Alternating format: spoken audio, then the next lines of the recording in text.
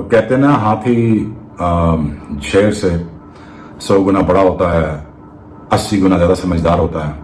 लेकिन जब बात की जाए अफगान लाइन्स की, वो हाथी को अपना एज अ लंच लेता है, वो उसको खाने की कोशिश करता है। सो एटीट्यूड मैटर्स अ लॉट।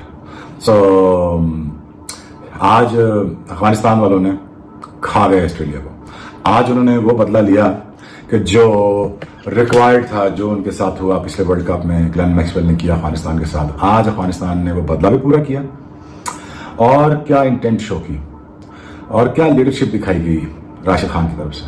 तो कहते हैं ना, leadership is 80% is a mentality, 20% is a skill work. और the reason why they have eaten that such a big elephant for a lunch अफगानियों ने आज, बिकॉज उनका बिलीफ सिस्टम है। जोनाथन ट्रॉट, राशिद खान, आज गुलबदीन ने।